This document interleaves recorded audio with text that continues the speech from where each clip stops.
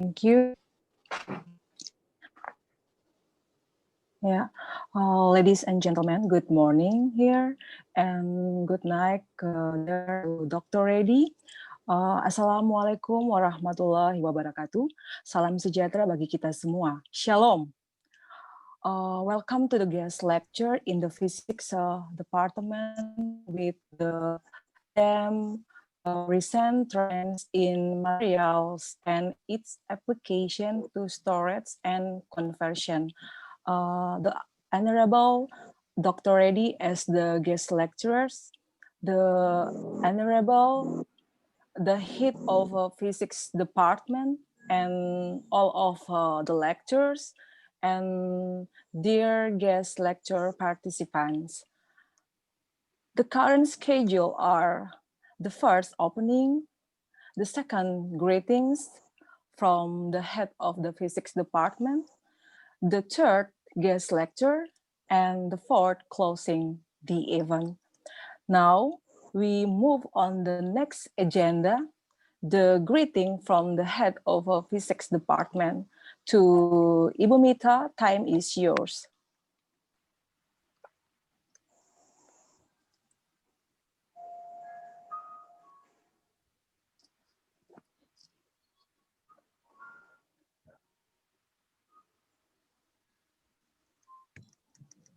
Thanks, Miss Donna.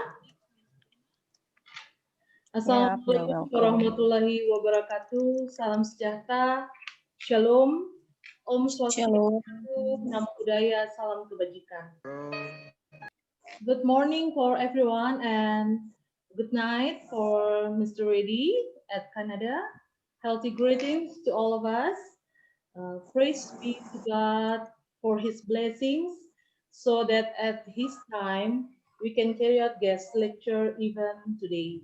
So this activity is a routine in our department by presenting the best speaker on the world, basics in physics.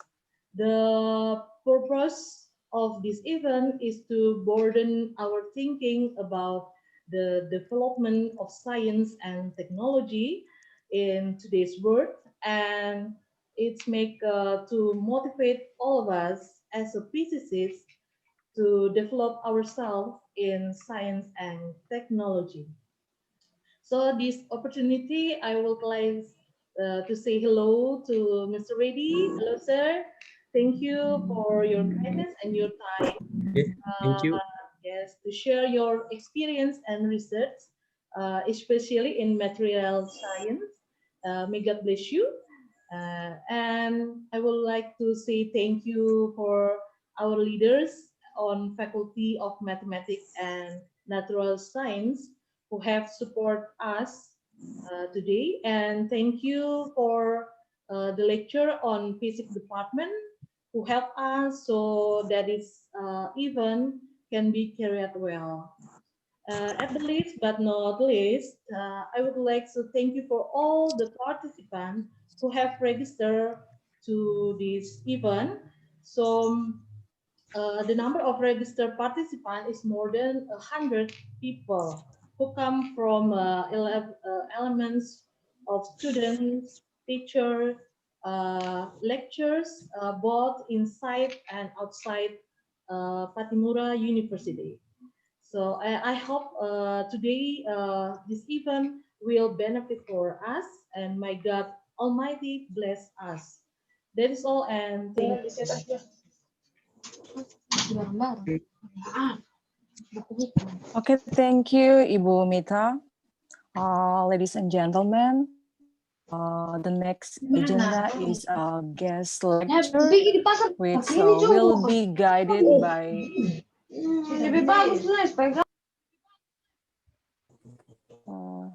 please to all participants for turn on your video and mute your audio. Please mute your audio.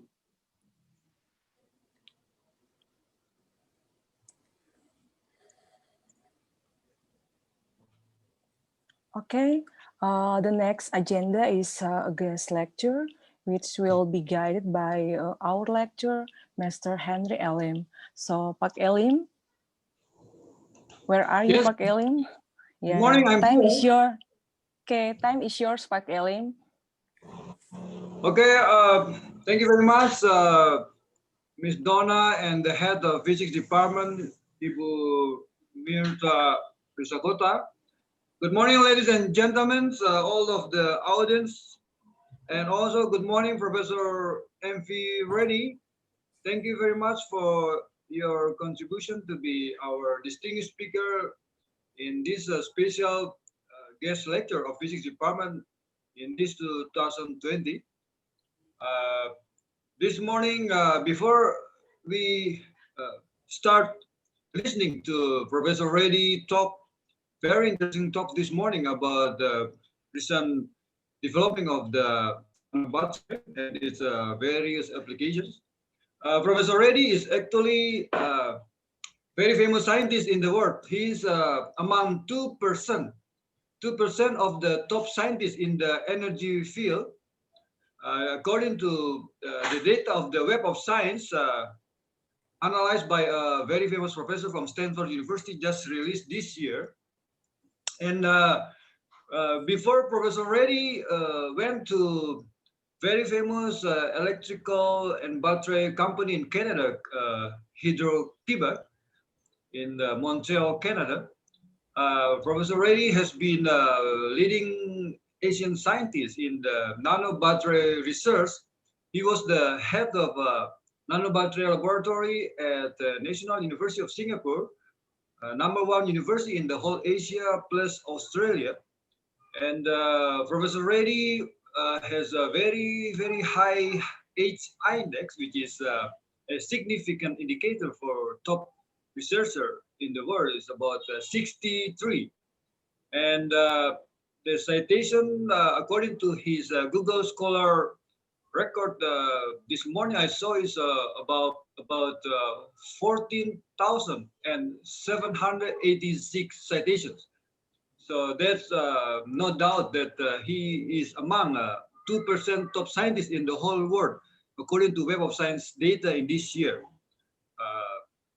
Okay, so ladies and gentlemen, we welcome Professor Reddy to give a very interesting guest talk this morning.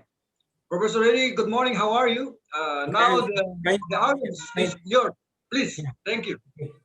Okay, thank you very much, Chairman. So first of all, just I will share my slide. Just 1 minute. Okay, please, Mr. Reddy. Okay. So it is okay. You are able to see my full slide? Yes. Yes, very clear. Okay. First of all, I would like to thank to the Madana for the kind introduction, as well as Madam Mita and also Professor Henry Elim. So for the kind introduction. So today I'm going to talk about the recent advances and the applications. In fact, due to time limitation, I tried to make some Google Scholar, some translation. I think some few points may be useful. Some people, if you are not able to follow.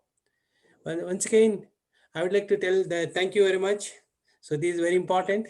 In fact, it is not the first time. I think visually 2 times I visited the University of Patimura, Ambon. In fact, frankly speaking, the really nice, actually this photo remembers me how the Ambon culture, I think include not only Ambon, I think most of the nice Indonesian friends I have. In fact, recently I've given talk at the Indonesian University and some ITB, etc. So what I want to tell you that, it is very nice to talk with you, what are the presentation, what I learned based on my 20 years of experience, and especially young researcher. This is very important as a teacher. I think people are very good and you're able to teach. That's why, especially Ambon University is one of the well-known in the university of especially Indonesian University. I think still people are really working very hard, including that young faculty from the Department of Physics with the direction of your other department. Also Dean of Patimura University, the Science Dean, as well as the reactor. In fact, it's very important they are supporting. And thank you very much. So I'm going to start my talk on the, so this is my talk since actually I planned for nearly more time since I have to respect the time. So it is almost like 4 to 5 hours talk. I'm going to little bit squeeze it in little bit shorter way so that at least will give the flavor, especially in terms of physicists, because today I'm going to talk in a morely in terms of what physicists, for example, physics students future, what you can do, for example, the material science, what they call as solid state physics. Okay. So these are one slide. I'm telling that where we are from actually almost like Quebec. So it's almost, so you can see the Canada. So it is a diverse, especially climate very from especially now it's going to start to cold in during the month of January, February. You can see extreme climate to -25. It is not like Indonesia. Always you people have nearly 32 or 25 degree. So these are snow. So and also other beautiful seasons we can see. So our institute is called as the Institute of Hydro-Quebec. So it means that mainly research is doing with respect to the electricity as well as energy storage. So especially for the students, also we closely collaborate with universities from McGill University, is one of the English medium, as well as from the Concordia and some of the French, like especially University of Montreal, they call. So another part of the different type of the universities. Since Henry suggested, I know I'm skipping some of my, okay. Here I'm going to thank you some of the few people. So in fact, I am telling that the bottom people slides are interesting. You can see these are the junior college and high school students have been trained in the laboratory. So since you people are doing the bachelor's and master, I think you have more maturity to understand the science and engineering. I think it's a nice opportunity with you have the best teachers in Ambon. I think you can do good research as well as the teaching. So what I'm playing that as since I was as Professor Henry suggested, in fact, I love to teach some kids in starting from irrespective any area. Not only we want to physicist or chemist, I trained in mechanical engineering department also. So it is not like all the people are interested. We trained with a different type of the background. So also we published various papers based on the school project. Also, it's very interestingly, since the conference is the best medium to talk, since when I presented first time in the Padijara, in nearly 2012. So at the time, so in fact, later they visited our laboratory, few students to our laboratory, and also few other Indonesian groups have been visited in the laboratory and some other part of the outreach. So also in addition, other parts of the places have been visited with all over the world. So these are my collaborations, I think starting from various parts within Asia as well as the, okay, sorry, my voice is audible. It is okay. I can go ahead, Henry. Voice is okay. Okay. So these are introduction of the materials. For example, human history of the materials or anything. It is starting from the Stone Age, Copper Age, Bronze Age, Iron Age, and Silicon Age. In fact, these are all the Stone Age. We learned about how to make a rock, copper. We learned how to make the copper, use of copper. Iron Age, we know how to iron. We can use it for applications. Especially Silicon Age made the physicists, for example, you are the physics department or physicist to think about use of silicon for the different applications, starting from photonics for solar cells or vacuum tube or computers. This made them to use physicists to think in a different way. Another area is now what they call advanced material age. You can starting from electronics and energy or the composite material, etc. So you may ask you why the physicist. In fact, the real story is the Silicon Age made them physicists to think differently. For example, discovery of vacuum tubes followed by radio, and then, for example, the world computers. All this one, it is early physicists will contributed a lot. And also, this is one example. The first transistor he made in 1947, followed by I think the integrated circuits. I think now there is a lot of advancement in the physics. I think people can take when in micron size and nano size integrated circuits they can do. That's why all our devices becomes very compact now. So another thing is that silicon may enable the revolution. For example, iPhones, etc. It has become, so it really made them to life is become very facile. Among them, for example, batteries are one of the devices where it is very useful, especially silicon technology. So in general, based on the applications, utility, materials are broadly classified into based on, for example, building, electronic material, energetic material, and engineering material, food, etc. So in summary, so and based on the, especially for physicists, these are some example we can use for the based on the utilities, example, transportation and building, etc. Or for example, aerospace industry. I think nowadays people are working with a lot of carbon fiber-based material. So other important things, especially here, physicists play an important role. In fact, based on the physical property, so we broadly classified metal, semiconductors, and magnetic material, optical material, dielectric material, sensor, radioactive, and battery material. So in summary, I think your physicist, they will play an important, for example, optical material. It is very interesting. I think you can see the Professor Henry also is very interestingly has done a lot of very optics, non-linear, linear optics. So many things people have been done. I think all the research will comes into this category. So for example, people want to be electrochromics, like smart windows while you're in the airplane, you can see electrochromic window. I think this is also made the electrochromic display. All comes under the optical physics. For example, mirrors, and sometimes people wants to grating, etc., or lasers, etc. So regarding the energy crisis, so you may ask you what is the importance of energy.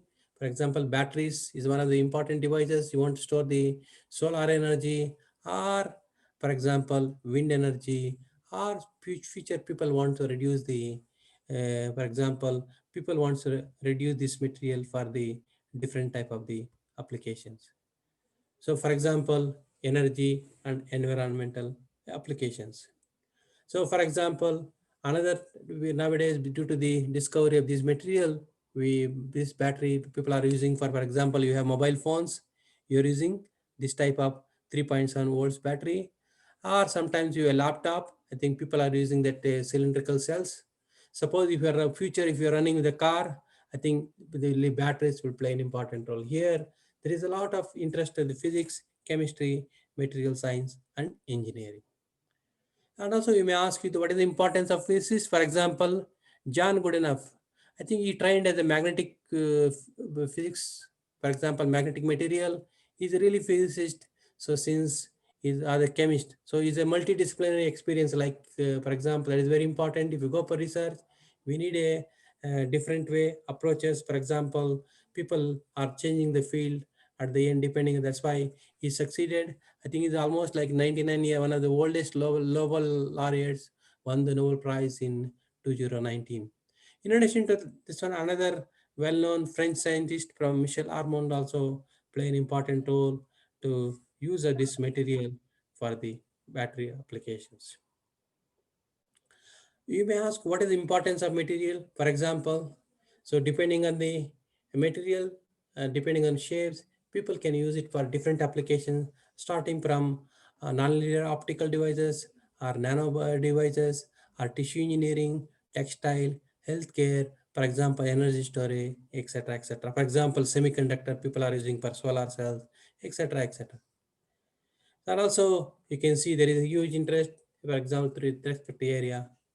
So regarding that materials, so materials will play an important role if you take in terms of electronics as well energy or water or healthcare. So again, energy, we can get different sources starting from solar, thermal, batteries, fuel cells, and mechanical, wind and hydro, etc. So in general, materials, what they call material physics or material engineering is interdisciplinary. We need a background of physics, chemistry, and electrical, mechanical, and at the end, sometimes if you want to use our battery for the real application, we need a biomedical engineers also. In summary, now I'm going to touch, this is a plan for since preparation characterization techniques for the interest of the students. I'm going to touch about some brief basics of how to prepare, for example, You can see the periodic table is already known. I think all people are know. So depending on the application, for example, you want to work the silicon technology. I think silicon is very interesting material. For example, N and P type semiconductor, I think will play an important role. Or for example, people wants to be radioactivity. I think we can use these are a rare type material. Or sometimes, for example, these are the light elements. For example, lithium, sodium batteries also people are using. And some of the transition elements people are using for the different type of applications. So in general, material science is the things deals with the study of the material processing and composition. In the sense that if you take any physics of any material of anything, I think we need a we have to understand the structure, processing, and properties. So again, depending on the applications, we have to understand the physical properties, mechanical properties, electrical properties, all are related to physicists. For example, physicists, what they will do is that they will try to understand more, they try to spend more time on the what they call physical properties and analyzing, although they may not be interested to prepare the material. So they will do an analysis of the physical properties. Again, we need a very important to understand the basics of the either preparation or characterization techniques are needed. So in my slide, I'm going to talk about nano. Sometimes now what is nano means in the limit of 1 to 100 nanometer. Another one is above 100 nanometer, we call as my submicron size. Again, nanotechnology with study of the nanomaterial. I think they have different functional properties and depending on the miniaturized devices, and we can use the, again, so in the lab, you can prepare the nanomaterials starting from particles, plate, fiber, rod, and spherical particles, plates, etc.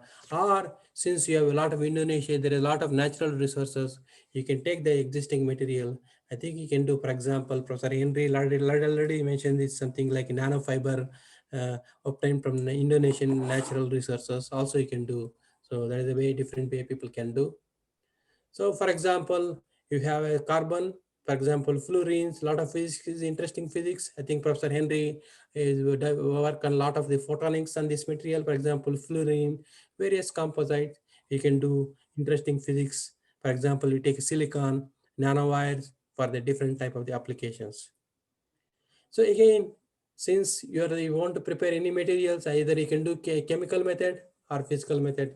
Again, physical method, we interestingly with the different techniques for starting from RF sputtering and then pulse laser deposition techniques and atomic layer and etc. Many techniques are. So I'm going to touch up more on this one. Another one is chemical method. So today, since you're a physics department, I wanted to make you more stress on the physical method. I'll start more on this physical method than chemical method. It's very important you want to decide any new material or anything. Always you have to consider about charge and ionic radiuses to match. Then only we are able to prepare the material. So regarding characterization is very important. Since a physicist, so now I think future you are going to learn about how to analyze the material. For example, anything, X-ray diffraction technique is one of the useful technique to understand the structure of the material. Or sometimes we can do another expensive technique like X-ray absorption, neutron diffraction. These are all the little bit more time you needed. And these are all, remember, these are all techniques belongs to the physicist. So again, for example, so you're going to understand the thin films, the Rutherford backscattering spectroscopy, nuclear reaction analysis. They're all the physicists you are going to contribute. For example, Auger electron spectroscopy and X-ray photoelectron spectroscopy to understand the valence state, how the any metal ions when is going to charge transfer, everything you can understand, or oxidation state. This is very useful technique. Again, Raman spectroscopy, for example, to see the vibration of the material, or you can do any device. Raman spectroscopy is very useful, and you can do magnetic studies. For example, you take a squid magnetometer, when cool the sample, heat the things, we can study superconductivity or different type of magnetism. Again, if you have battery, you take a galvanostat potentiostat and impedance analyzer to understand the properties. For example, so I told you that sometimes in nanomaterial, so understand the nanomaterial to see the morphology, scanning electron microscope is the one useful technique. So this is one slide, it will tell the importance of the character physics. So here X-ray diffraction is a big instrument. And for example, you're using microscope, is called a scanning electron microscope. In fact, some students have visited and I've shown them how to use the scanning electron microscope, and almost 16 years back, 8 years back, some Indonesian group of students, I trained them how to use this all type of instrument. They're able to handle them individually. So regarding characterization is very important. What X-ray it will give? Typical X-ray XRD, it will give sample preparation and instrument followed by data collection. So you can see the X-ray tube looks like this side, and suppose then you need a sample holder. For example, powder looks like this way. We can put it here. If it is thin films, it is put thin films there, or any material, whatever the way you want, just to put it there. So what it will do is that, so the sample is fixed, and this is a detector. So detector, what it will detector is nothing but it will collect the how the XRD is going to, for example, incident area was the 2 theta. Depending on the sample, we can get the angle. Based on that one, we can calculate the lattice parameter, etc. In one slide, in general, when for example, when light is incident on the sample, different type of things is occurring. One is a transmitted ray and it absorption. We can do scattering, again photoelectron spectroscopy. Again, from that, we can do XPS and XRF, OG electron spectroscopy, and Thomson scattering, Thomson's etc. In general, when a X-ray is incident in the sample, so there are different type of mechanism, either scattering or transmitted electron Thomson, different type of the mechanism is occurring. So here, I think for our research, material science, X-ray diffraction is very useful tool to understand the material. So this is the wavelength of the typical wavelength. For example, you want to use different type of like visible light, soft X-ray, gamma, and hard X-ray, etc. In fact, that's why you can see this is a particular range. The Air Force security people are using this type of the X-ray. For example, if you are a medical doctor or a medical physicist, for a specific medical CT scan, they can use this type of the X-ray range. Or sometimes like human body, it's a mammography or X-ray crystallography. So we have to go to this particular range. That's why sometimes, so you can see almost like 100 kilo electron volts, for example, they can use for the depending on the applications. So this typical X-ray tube looks like this way. For example, this X-ray tube, how you X-rays are when the element, different type of the targets they can use, either copper, cobalt, and manganese type of target they can use. So this is the first time the medical X-ray recorded in almost like the first medical X-ray recorded. Okay, I think it's one of German laboratory. So this is a typical X-ray tube looks like. For example, what I've shown this X-ray tube. So what is this one? For example, this X-ray tube like this way. This inside X-ray tube looks like, yeah, this is the same thing.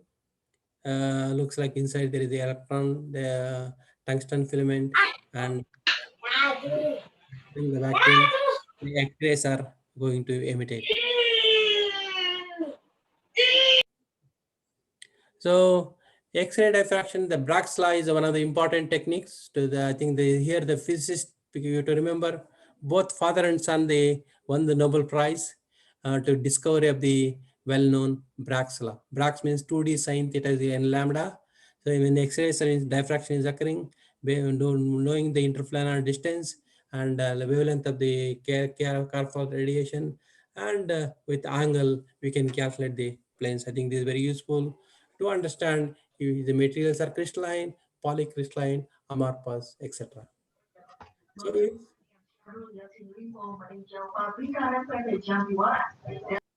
So various type of 7 type of the crystallographies are possible. In fact, when you are a physicist, I think you're going to understand all different type of crystallographic structure. That will be useful for the future. For example, you're doing any material research, I think these are basics of the people are going to use for different.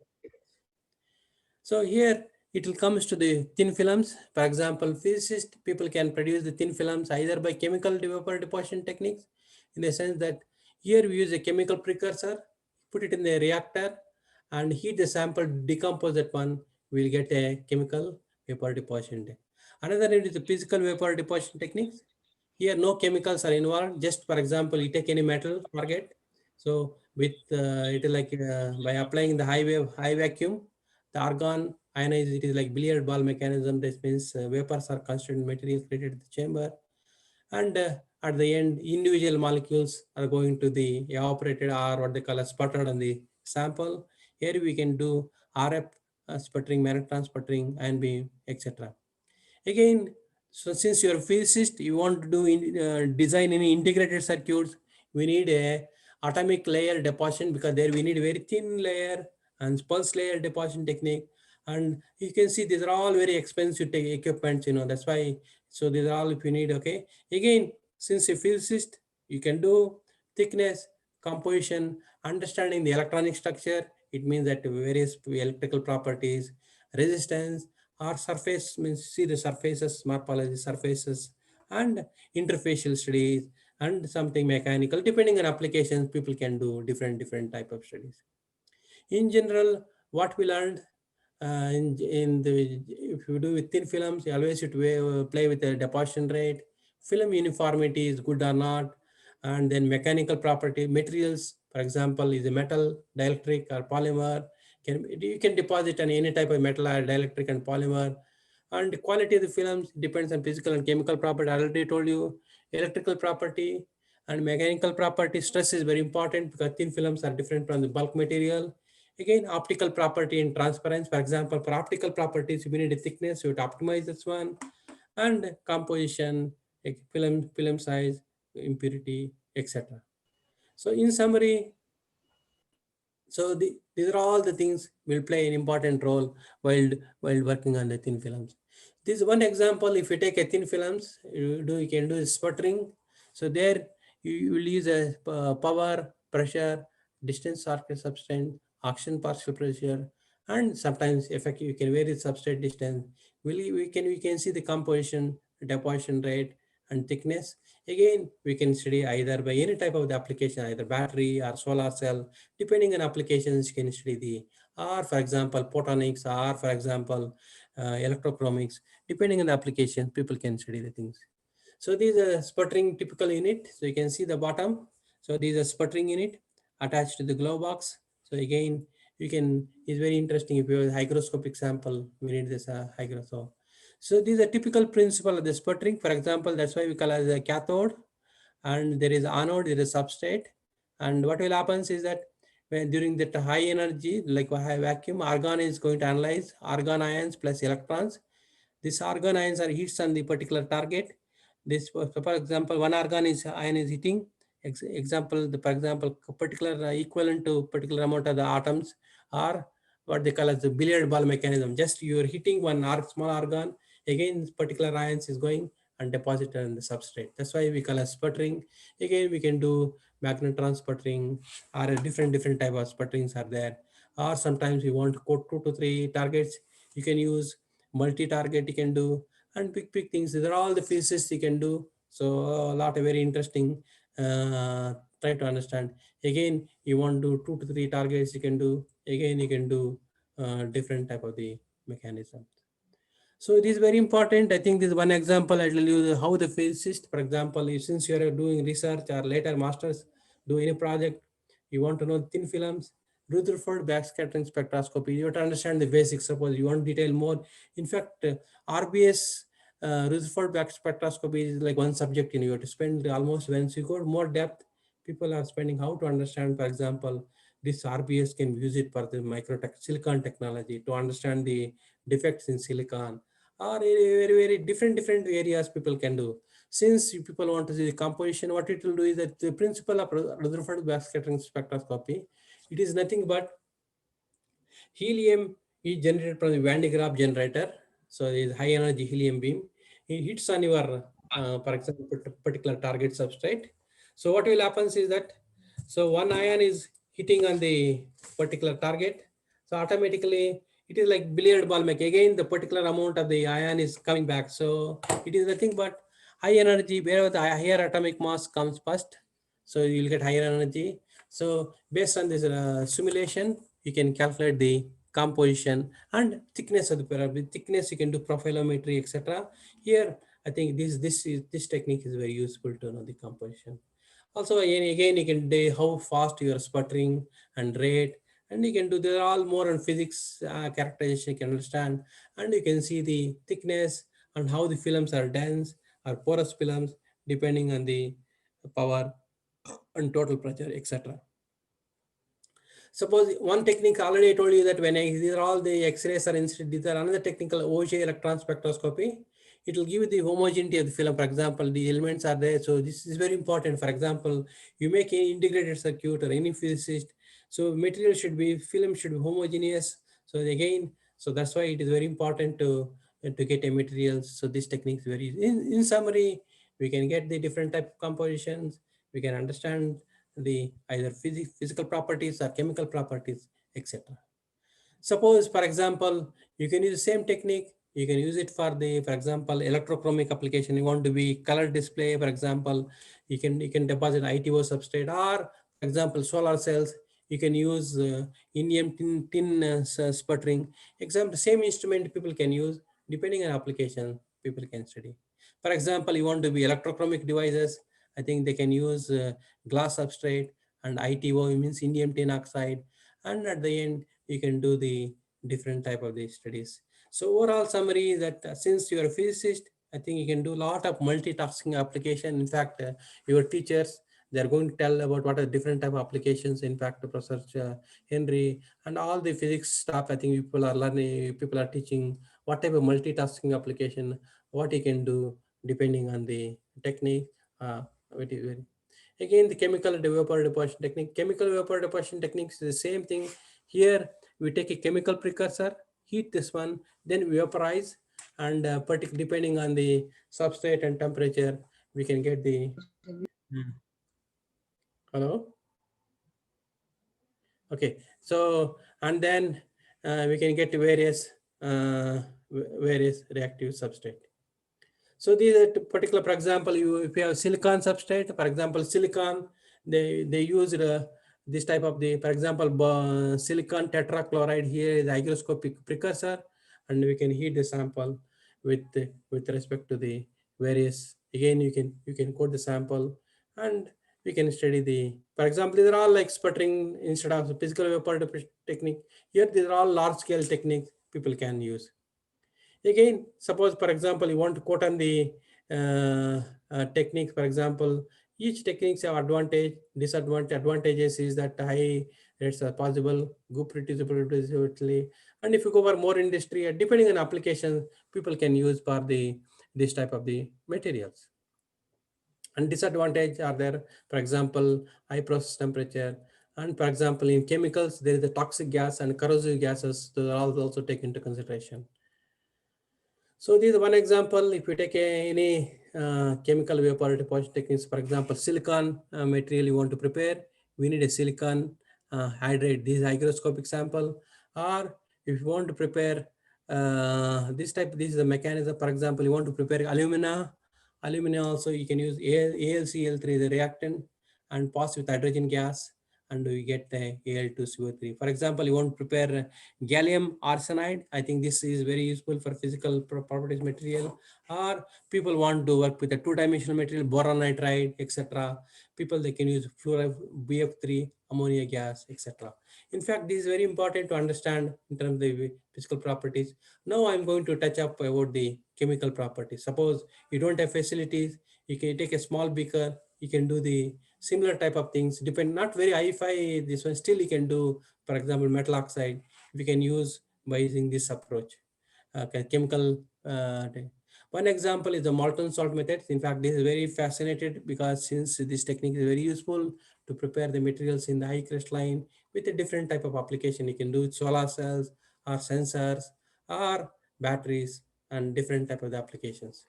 Usually molten salt is nothing but it is like salt at a room temperature.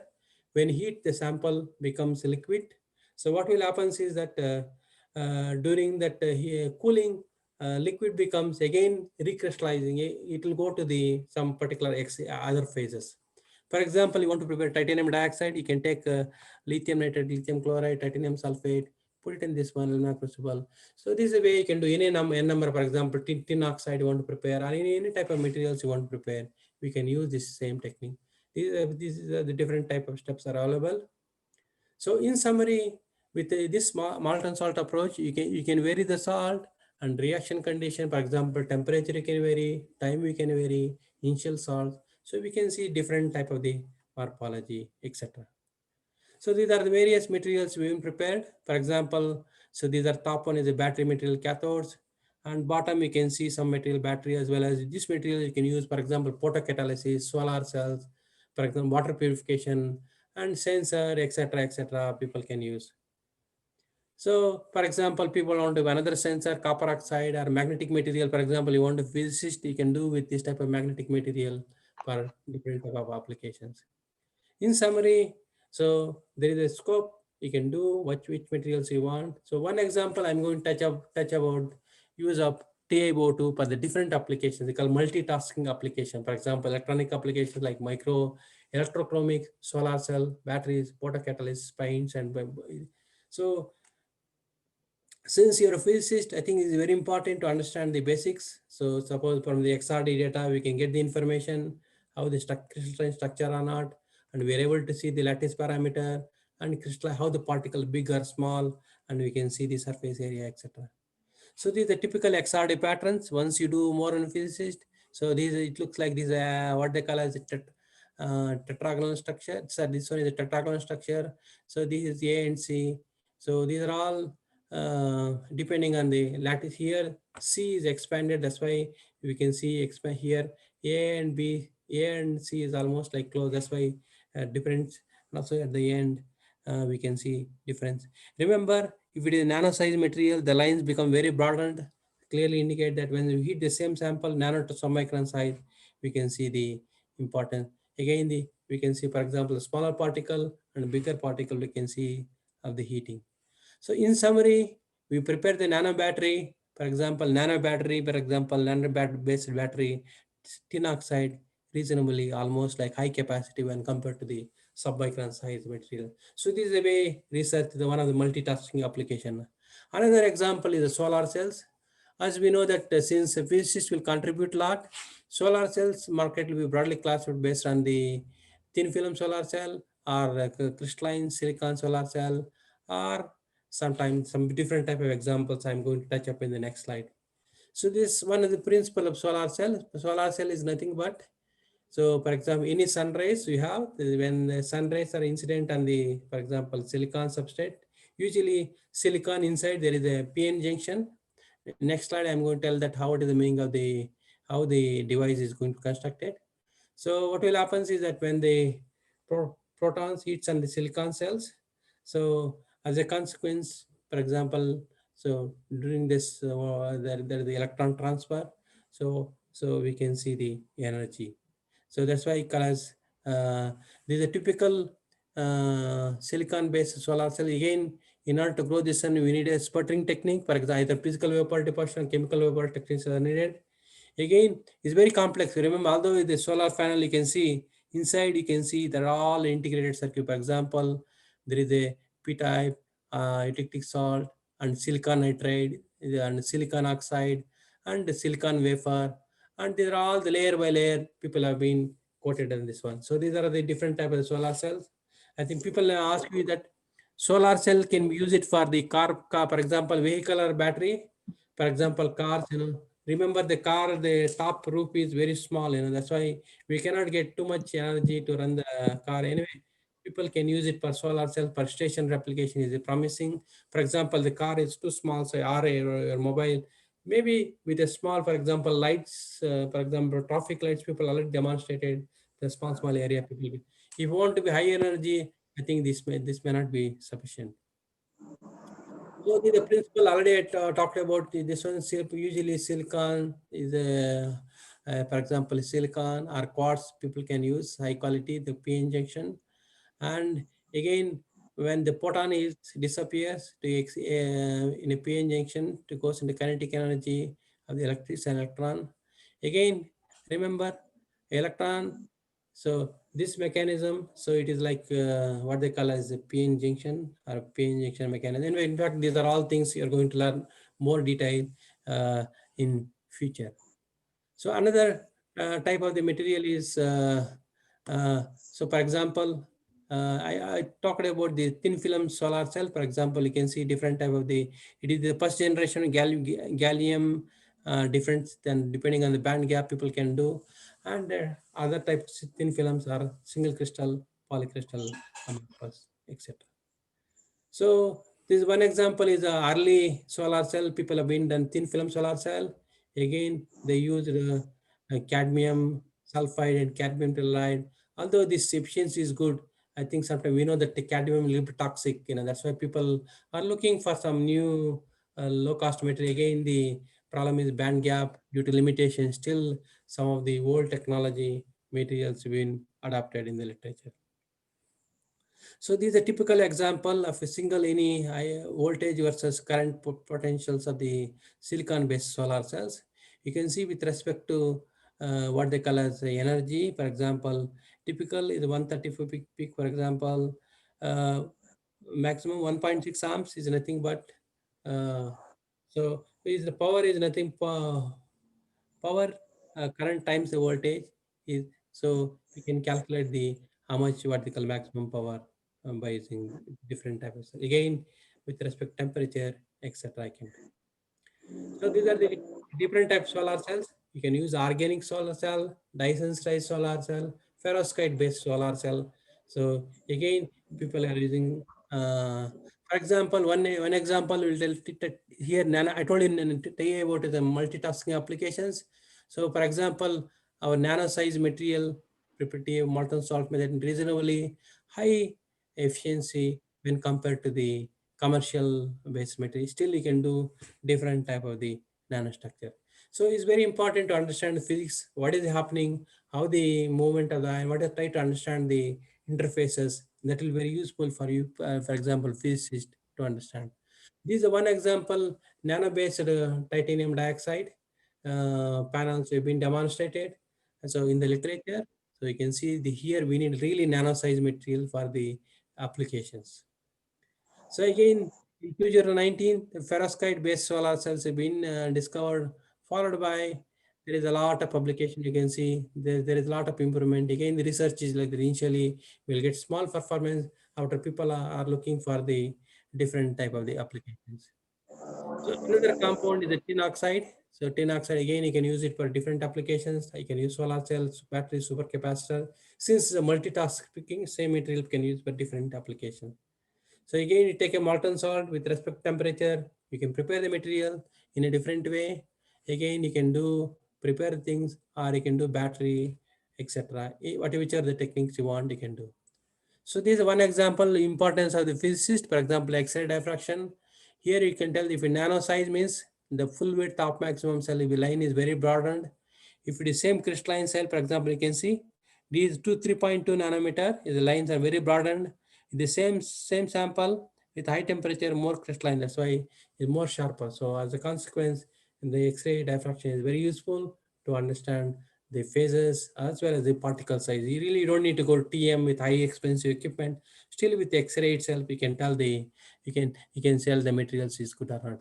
So in summary, you can see the morphology, you can see depending on the type of the oxides. Another type of important electronic material, for example, battery, people are using cathodes. So here lithium cobalt oxide, one of the well-known material. You can prepare this one. You can see, for example, so CO3O4 is a spinel and this is a hexagonal. So here advantage of physicist, you can understand the material characterizations that will be very useful. And again, you have microscope. I told that microscope, you can see your particles are spherical or plates or sometimes flower type or some cauliflower, different type of these studies people can do.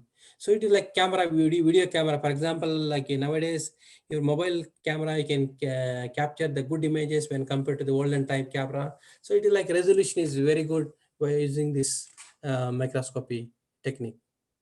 So this is the way you can fabricate. For example, you want to take any battery, you take 78% active material, 15% of the conducting carbon, and 15 weight per binder. And finally, what it will do is that we can coat the sample on a either cathode anode or cathode current collector, finally roll it, and we make a coin cell like this way. And finally, we can take either battery.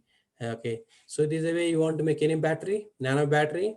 You take a coin cell, put this your material there, and separator and lithium metal. Finally, we can get a button cell.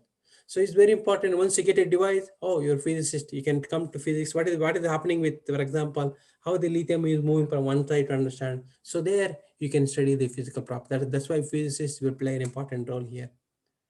Suppose, for example, as the industry, for example, large scale, for example, now we have a little bit bigger scale, all are automated. So people can do in terms of like kilo batches, they can prepare. In a large scale, you can do. Since you are working in the university, at least you try to understand this type of the coin cell. That will be very useful. So remember some techniques, some of the electrodes, you can use it for supercapacitor also. Again, the same technique, only vary the current collector, same instrument you can use. And these are the various type of designs. So it's very important. Once you do, you need a good lab. So that's why, luckily, when we was in US, very lab was very good. That's why I'm able to contribute a lot, and I invited many people. So all over the world, I think they were trained under my guidance. I think now they're doing very good all over the world. They're doing good research as well as, and some people have joined in the industry, etc. So what I'm suggesting is that this is one impedance analyzer. Here, this is a physicist, for example, you want to understand the resistance, you can do this one, or you want to be magnetic properties, or you want electrical property, this instrument will be useful. So this is a setup. For example, you want to heat the sample. For example, in solids, you respect temperature, you have to understand what is this semiconducting crystalline or conducting material. We can understand by using this type of the instrument. Just you can put this small pellet. This is a glow box. Glow box is nothing but this argon gas filled inside the chamber, and we can understand what is going. For example, work lithium or sodium, we can put the sample inside, and we can do some of the other fancy techniques you can do. So usually, for example, how to calculate capacity. For example, capacity is nothing but how much time is going to this voltage, that voltage multiplied by current, and due to the mass of the material will give the capacity. I think the voltage of the cell is very important. That's why any battery, for example, you may see some battery coin cell, they show that 3.2, 3.0 or 3.7 volts is nothing but voltage of my cathode minus anode. For example, lithium iron phosphate, 3.5 minus 0.25, around 3 volts, like 3.25. This is 4.7. This is 4 volts minus 0.3 volts, you get 4.7, and 4.2 volts like that way. So in summary, I think these techniques are very useful to understand the various mechanism. Or if you have cyclic voltammetry, we can see the reversible peak or not.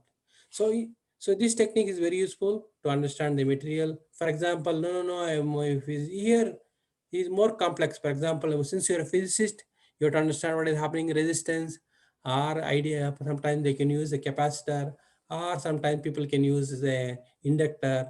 All the electronic physics knowledge you can adapt here. So it's very important as a physicist, what is happening. For example, once suppose if you go for electronic industry, or sometimes later you're going for semiconductor manufacturing industry, I think we can use this type of the instruments, circuits. So what is going to be happening or not, we can see. So in summary, so this technique is very useful to know what type of resistance or inductance, etc. Sometimes with the electronic engineer, if it's thin films is homogeneous, or sometimes is a problem contact, it will tell that a lot of noise indicate that your film is not good quality, like that way. Again, as a battery people, we can do this technique since you can understand this one with respect to either battery charging or discharging or cycle number, we can do in summary. So one example I'll tell you, if it is cathodes, anode, cathode means I told you limit 3 to 5 volts and then 5 to 0 volts. So these are the various materials you've been done. So one example for you, I want to tell as a young researcher, it's very important how long the battery is going to last. For example, this one particular nano battery was prepared nearly 6 months without any interruption of battery. We run the things. That's why it's very important. It is a little bit more expensive also. Not all the people cannot do research because we need a good battery lab or good sophisticated facility to do the research. So sometime you may ask you that if it is lithium versus sodium, again, if you do lithium batteries, we can get 3.5, 4.2 volts. If you do with sodium batteries, nearly 3.5 to 4. Advantage is that the disadvantage, although cost is a little bit lower, the problem is the voltage will come down. So this is a little bit challenging. Again, the molten salt approach we adopt to use to prepare the electrolyte. So another example is, suppose you want to prepare graphene or carbon, you can react the sample with respect to to reduce the metal oxide with a higher temperature. You put the sample in argon or tube furnace, we can get a respective, for example, magnetic material, etc. So in summary, I think this technique can prepare a lot of materials. Also temperature, we can remember 650-degree temperature in it. So the minimum temperature is 650 to 750 degree needed to get the temperature. Again, the graphene is one of the important material people are using. You can do the optoelectronics or different type of applications this graphene can use. Among them, one of the battery material. Although graphene alone cannot be interesting, still with the graphene composite, can use it for the battery. In summary, this one slide, we can grow this as a CVD grown graphene, a graphite. So overall summary, although graphene is really fantastic, people are telling in reality, based on my knowledge, graphene alone, we cannot use it. So we can use a graphene as a conductive binder. We can, again, advantage of graphene, people can use either solar cell, batteries, electrode, drug delivery, waste treatment, sensor, etc. So although people are using for different type of applications. Another is the co-precipitation techniques. This is, suppose you want to precipitate the materials in a two, three elements are there. You take a burette and beaker, you can do this sample, filtrate that one, and we can get a respective oxide. In fact, this technology people have been demonstrated. Now people are preparing pilot nearly tons of the quantity preparing in a large scale lithium battery materials. People are preparing by using this approach. Okay, sometimes you can do with a small beaker and then furnace. You can do the reactions. You can prepare the nanomaterials by using sol gel approach. So yeah, also you can vary the oxidizer and fuels. So these are the various type of precursor you can use, or you can do existing natural product obtained from Indonesia. You can try to prepare the various material. Another is the electrospinning technique. These are technique people are preparing. They put a sample in a polymer sample, put it in with high voltage source. We can get a fibers are spinning on the particular mat. So for example, this particular material, you can take all this one now put together, and we can get this type of fiber morphology. Or sometimes people want to be electrocatalysis or different applications. People can do electrospinning and spraying techniques. People can use it for different applications. Suppose, for example, for biomedical applications, I think you want people still this technology is very famous. I think people want to prepare for called tissue generation, wound healing. This technology, people are, for example, nerve fiber, all this one, people have been demonstrated the importance of the electrospinning technique for the different application. For example, you want to be spray pyrolysis on a technique. So exactly the big large scale demonstration has been adopted. So sometimes at the end, we want to prepare nanomaterial, the ball milling is approach. So say the ball is nothing but take a balls, put it in one particular shaker. What it will do is that it will keep on rotating at the end, depending on the time and speed, we can get a nano size of the material. So we can do a lot of modification. People can use magnetic field, etc. And it's very important to understand if it's nano size material, we can get a broad line, clearly indicate these materials are magnetic material. I think these are some other examples we can prepare. So in summary, and also we can do hydrothermal approach. These are different type of particles are there. We can see hydro means water waste system. For example, you take any beaker, put it in one particular bottle. For example, this assuming it is a water bottle, we can put a sample, don't fulfill this one, maybe you can put up to 50% of the reactant and close the cap, put it in the oven. Don't put the water bottle until this type of the stainless steel containers are available. This is called hydrothermal bomb. So this techniques, people can use it for, to prepare this type. Suppose if you use the water, they will go to nearly 100 degree or 110 degree, or if you use organic solvent, people can go up to 250 degree. So in summary, I think people, depending on that one, people can get the crystals with the different timings, etc. So these are crystallography people can do, what is going to happening, how the crystal structure, there are all the physicists we can do. And you can see the, depending on the materials, we can see the color. And for example, people want to be supercapacitor, what they use it, they dip the sample, for example, in particular material. So they can dip in a particular material, for example, this particular thing, dip it in the solution of water or any material. They can dip the things, dry the things, and put the sample in the, finally we'll heat the sample, we'll get a respective metal oxide coated on this one. So this is very useful if you want to work the sensor physics or multitasking application. I think Professor Henry will tell what type of different type of multitasking applications you can do. So again, the morphology, you will see that is going to materials are coated or not, nano size or not, etc., etc. Or if you have the surface area, we can see how the materials are porous or not. We can study a lot of physics in this type of the material.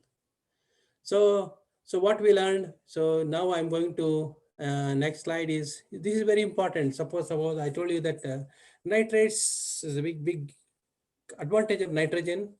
So we can get 3 lithium, and compared to the oxygen is 2 lithium, and we can prepare the nano nitrate because we can cobalt metal react with nitrogen gas.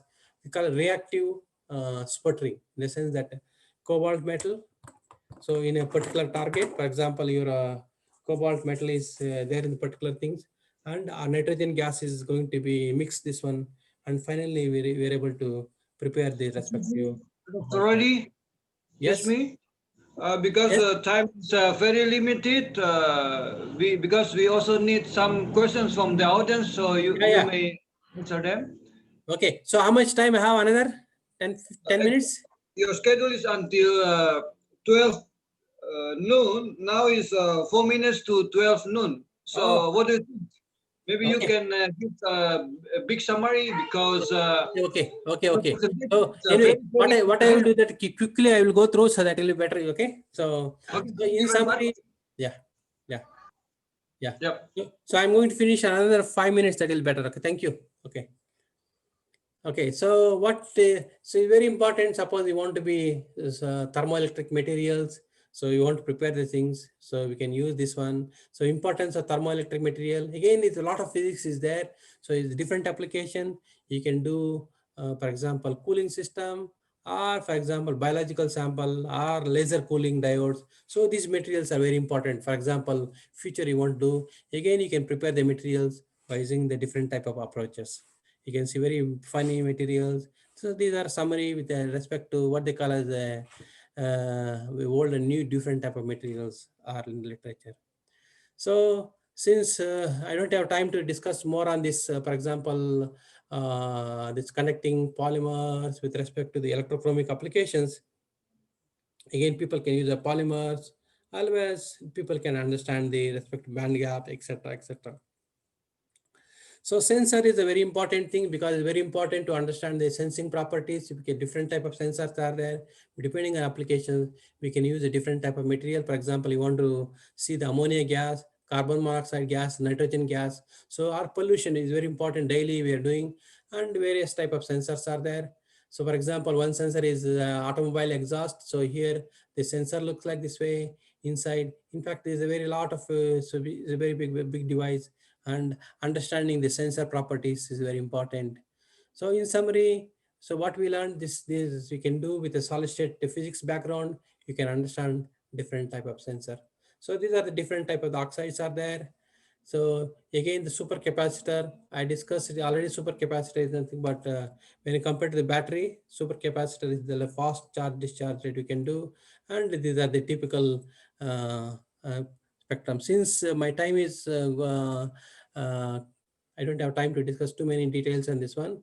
Quickly I'm going to, so since you have nanostructure, you can do different type of structure, and you can play the electrolyte, etc.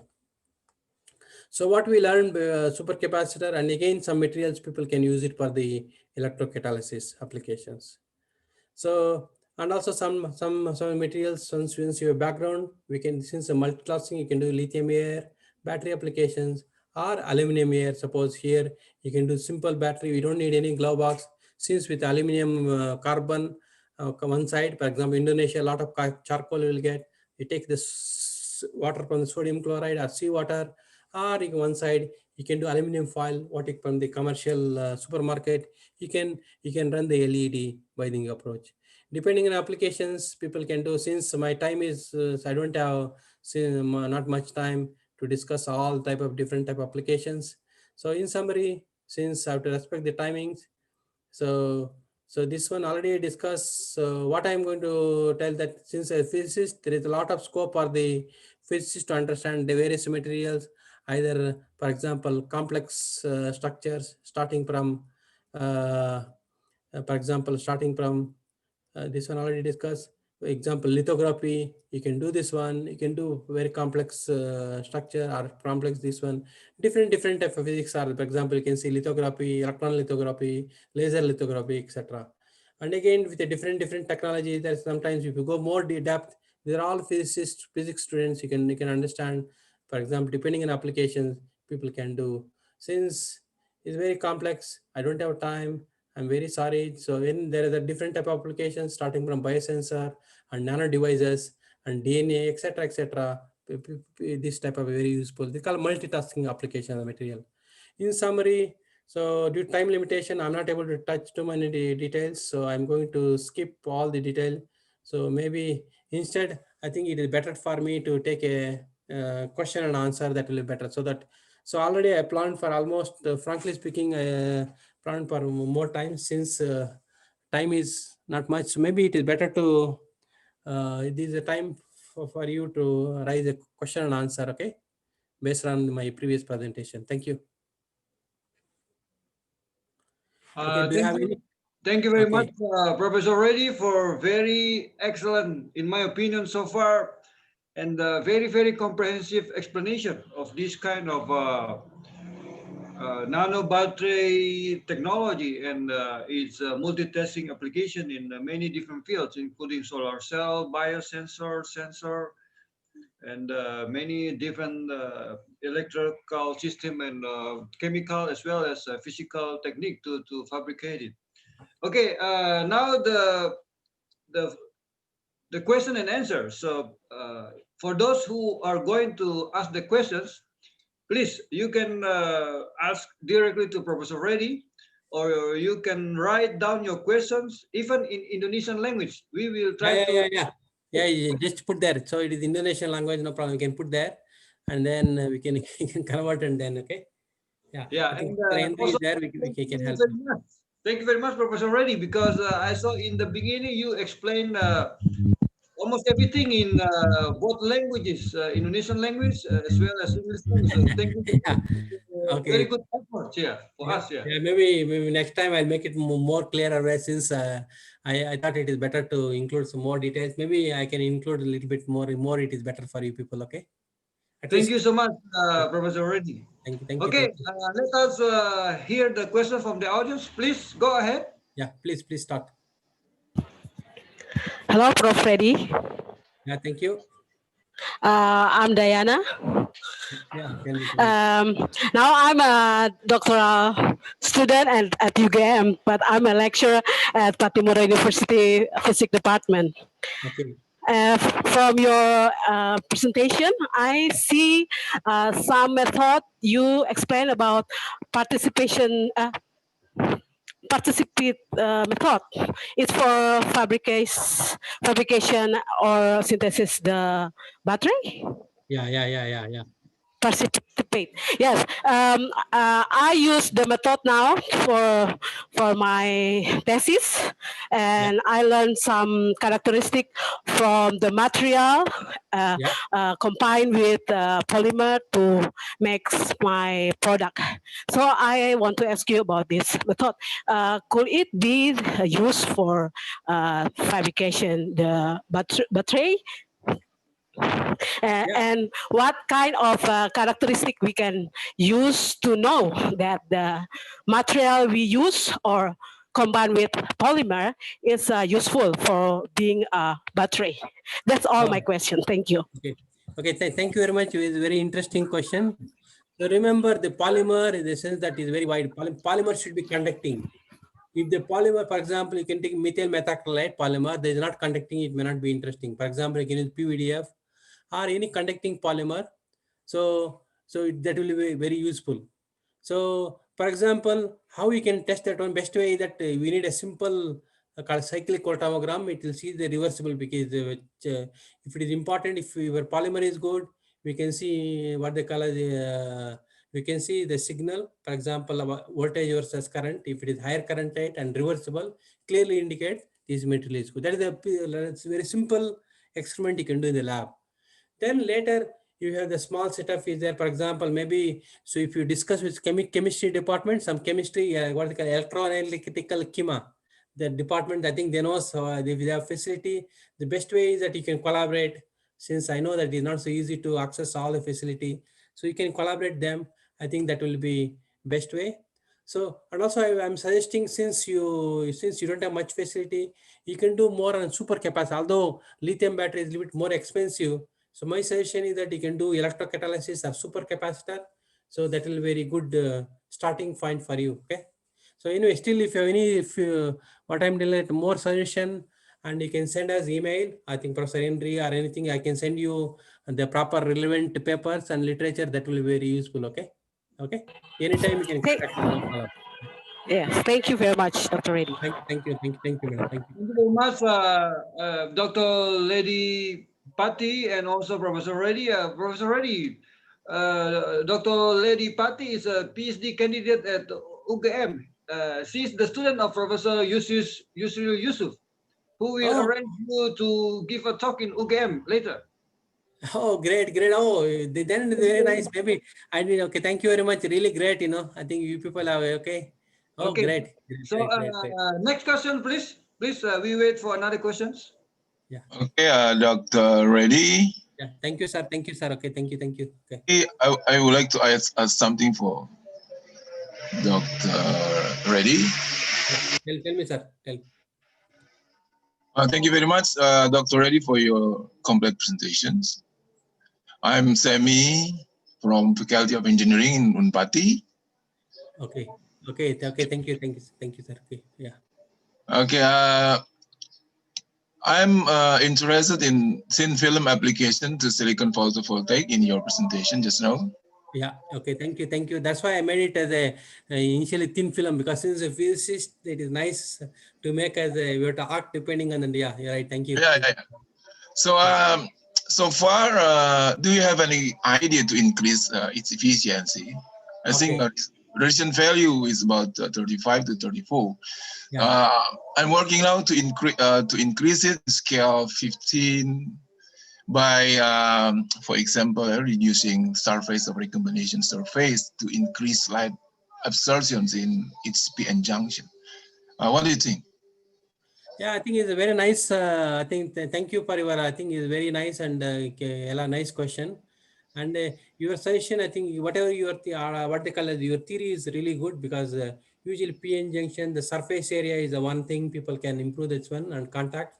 So my personally feeling that regarding the efficiency, sometimes people climb too much high, because the reality is that efficiency should be reproducible. For example, batteries also, we want the capacity reproducible, at the end go to industry. It is sometimes people they climb very high capacity, at the end you learn, for example, any research has to reproduce. Research I did any part of the, for example, Indonesia, any part of the world have to reproduce.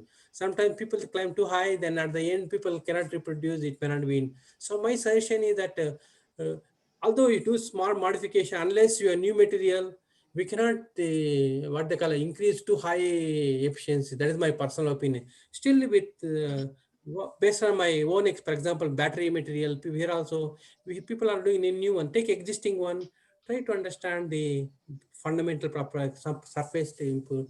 Try to improve the existing material, make sure that more safer, work very well. So that is the way people are doing nowadays. Yes, if you want to be very high efficiency, I think look for new material. I think with a new approach, with whatever you're doing, I think it's a good idea. Again, suggestion is that we have to compromise, Yes, sir. Thank you. I think so, maybe. So what about, sir, what about surface recommendation? Yeah, do you prefer to in this PN junction? I think theoretically, calculated it, but in experimental situations, I will try to do that. Yeah.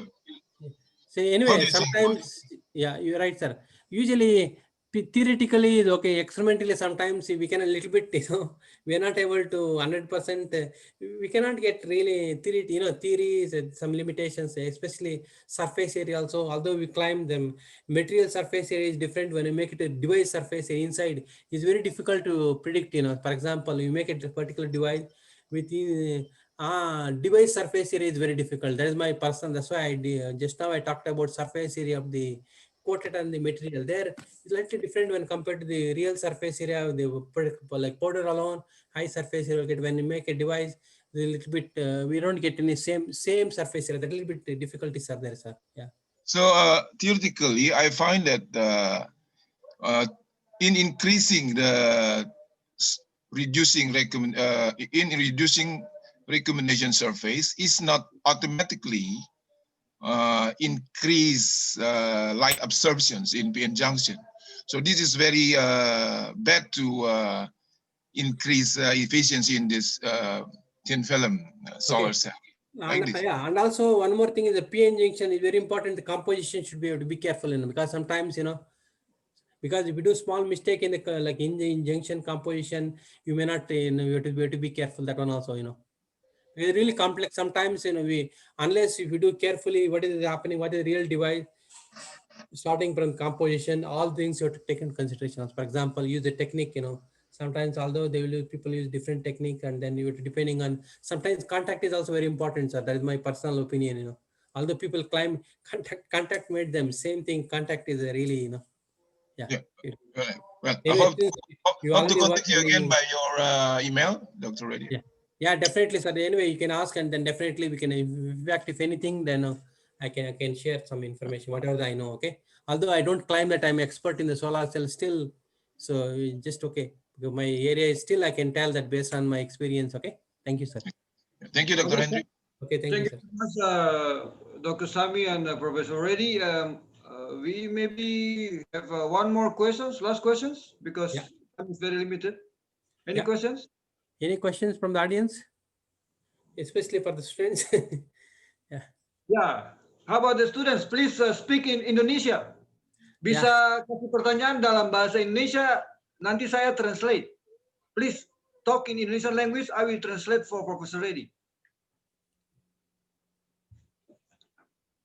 Ayo, mahasiswa, silakan pertanyaan.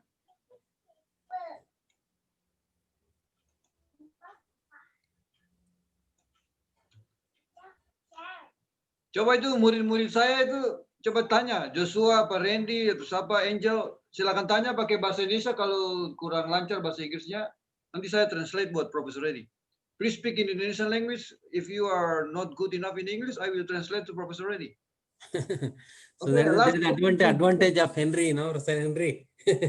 Nice that. No, it is good. I think you people are, young students are able to follow. That is very interesting. Okay.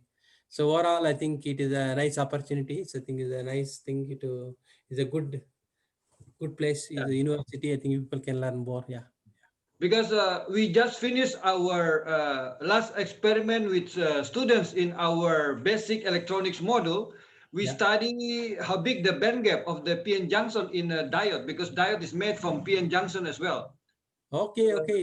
The students experience the PN junction in the measurement of the band gap in our laboratory, teaching laboratory in the module 7 we just finished last week. So please ask questions. Ayo mahasiswa silakan tanya. Kita tunggu pertanyaan mahasiswa yang terakhir. Pakai bahasa Indonesia aja, nggak apa-apa. Nanti saya bantu translate.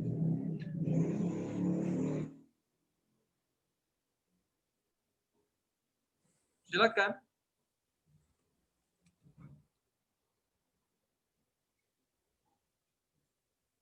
Ayo mahasiswa, please silakan pertanyaan dalam bahasa Indonesia saja. Nanti tanya apa saja. Misalnya apa baterai itu lebih berharga daripada solar cell-nya, atau solar cell itu lebih murah daripada baterai, atau bagaimana? Tanya aja ke Pak Profesor, nanti beliau jawab.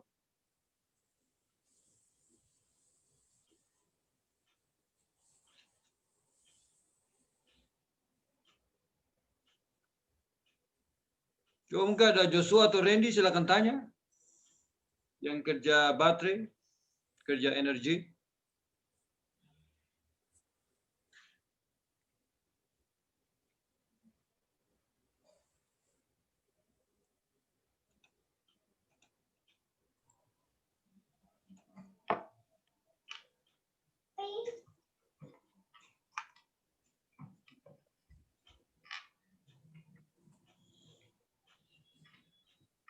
Kalau mau tanya, silakan hidup mic-nya, terus tanya. Nggak apa-apa, pakai bahasa Indonesia saja. Profesor Edi ingin mahasiswa bertanya, karena tadi dua dosen sudah tanya, sekarang mahasiswa.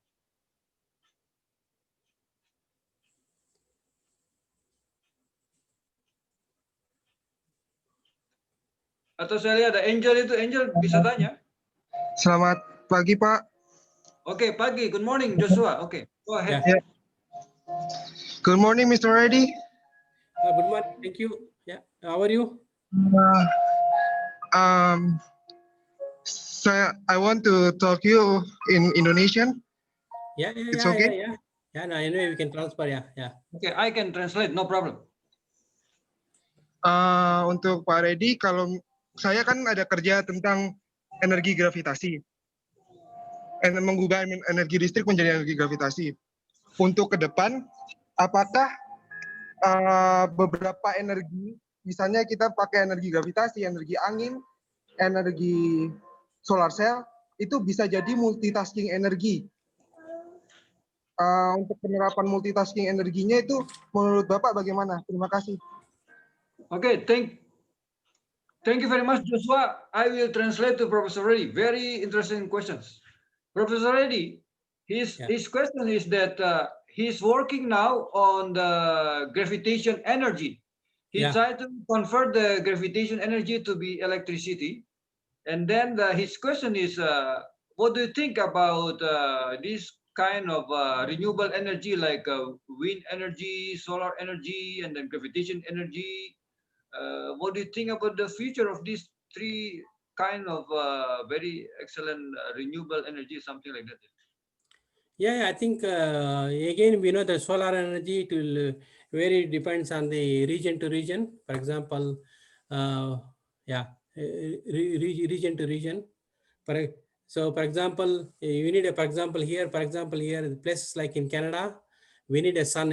Sometimes it is cloudy weather, it may not be good. So for example, wind also.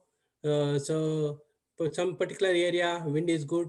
So this is also a little bit limitation. Those are things also taken into consideration. So another one is so what is another next one? The gravitation energy, because now he's working theoretically with me to derive the theory of converting the gravitational energy to be electric. Okay, so that one, frankly speaking, I don't have any real exact question. Maybe you have to look into literature, or maybe you can send me more details. I can read the literature and suggest you. Okay. Okay. Now I will translate your answer to him. Okay. Yeah. Joshua, menurut Profesor Reddy, kalau menggunakan energi solar atau energi angin itu sesuai dengan situasi di daerahnya. Kondisi menerima sinar matahari itu intensitasnya tinggi atau tidak.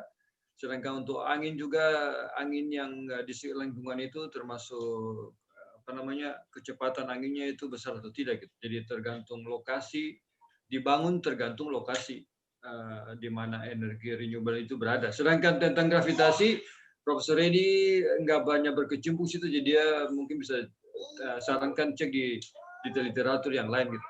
Okay, thank you. Professor Reddy, maybe your time is already up, so I will ask the department to ask something about for you. Is it okay? Yeah, definitely. Okay, now we would like to thank you so much from Professor Reddy for his very, very excellent and very, very comprehensive explanation about the detail of this kind of battery technology and multitasking application for us. And we return to this talk to head of physics department. Please, head of physics department. Thank you. Thank you. Okay, thank you, Mr. Alim. Thank you very much, Mr. Reddy. Yeah, hello, Mr. Reddy. Yeah. You have a great experience and research on material science, and I think it's very many parts and many you have many methods and equipment. So I think maybe you have time for the next time. Maybe we can learn part of this method because it's very interesting for me. Yeah, definitely. Thank you, madam. Thank you. Thank you. And from the physics department, I give appreciation for you, Mr. Reddy. Thank you for your sharing for today. And maybe we just give you a certificate. Okay, thank you. And Thank you very much. we Thank hope we can keep building the good corporation.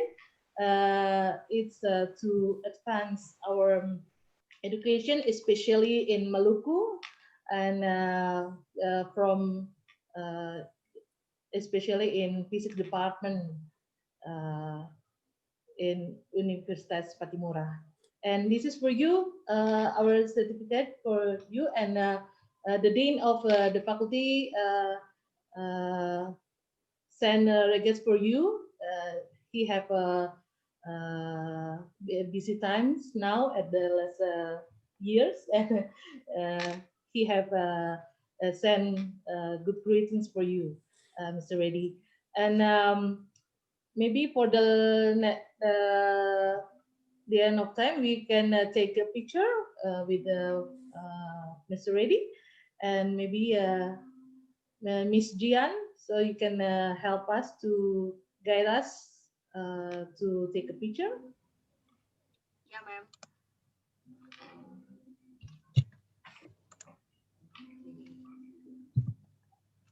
Okay, audience, please give your best smile so I can take a picture. Slide 1. Okay. Slide 2.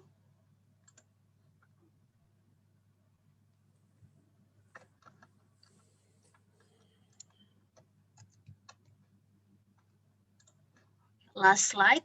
Third slide.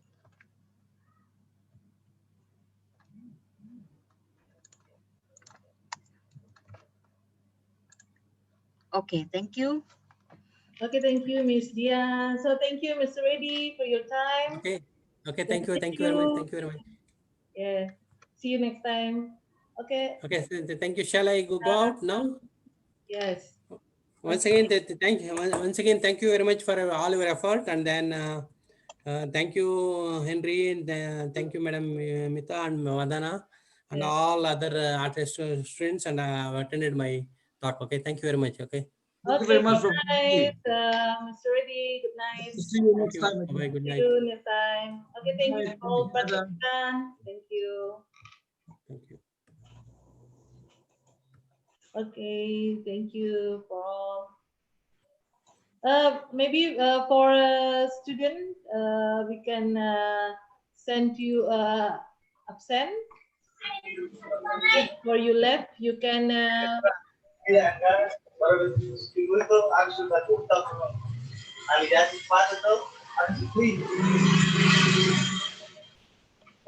Okay, please.